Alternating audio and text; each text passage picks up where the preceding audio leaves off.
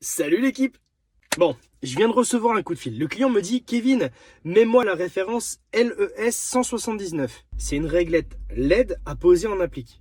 Et là, il me dit: je vois que c'est 4000 Kelvin, ça devrait être suffisant pour une pièce de 25 mètres carrés. Ouh là là là là, ouh là là là là, ouh là là. D'un autre côté, je peux pas lui en vouloir, parce que quand on parle de lumière, on parle de watts, on parle de lumen, on parle de Kelvin, on parle de lux. Bref, c'est un sacré bordel. Je vais essayer de t'éclairer là-dessus. Bon, déjà, je t'apprends rien si je te dis que, historiquement, on parlait en watts. Une quantité de watts consommée donnait une quantité de lumière. Et à ce moment-là, on pensait que c'était une vérité. Ouais, sauf que la technologie LED est arrivée. Et en fait, on s'est rendu compte qu'en consommation watts, c'est pas forcément lié à la luminosité qui va être envoyée. Tu peux consommer moins de watts, mais avoir plus de lumière. Et c'est exactement à ce moment-là qu'on a vu apparaître le mot lumen. Le lumen va mesurer la quantité de lumière dans une pièce. Et là, à partir de là, on pourrait très bien se dire que le lumen, c'est bon, ça suffit. En fonction du nombre de mètres carrés, il me faut tant de lumière.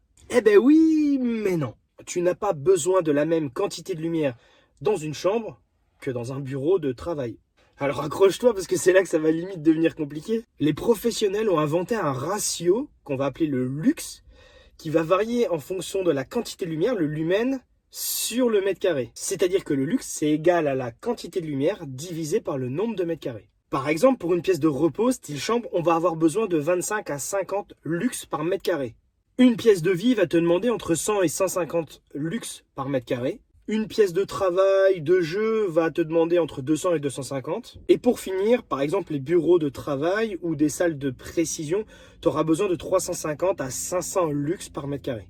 Donc avec ce calcul, tu prends la pièce que tu vas éclairer, tu prends son nombre de mètres carrés, tu vas pouvoir calculer le nombre de lumens nécessaires. Ok, tout ça c'est bien beau, mais qu'est-ce que le Kelvin vient faire là-dedans? En fait, le Kelvin n'a rien à voir avec la luminosité, c'est sa couleur. Ou sa chaleur, appelle ça comme tu veux. 1000 Kelvin, tu vas avoir une couleur très chaude, très jaune. 6000 Kelvin, on est sur une couleur naturelle, ce qu'on appelle neutre, blanche.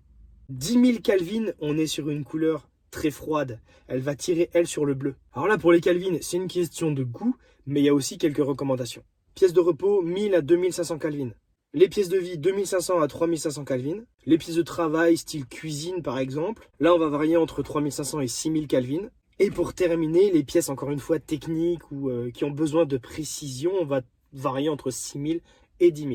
Alors je sais, c'est quelque chose qui fait un petit peu mal à la tête, mais avec les outils que je viens de te donner, tu vas maintenant pouvoir déterminer le nombre de lumens dont tu vas avoir besoin et varier sur la chaleur de ta lumière.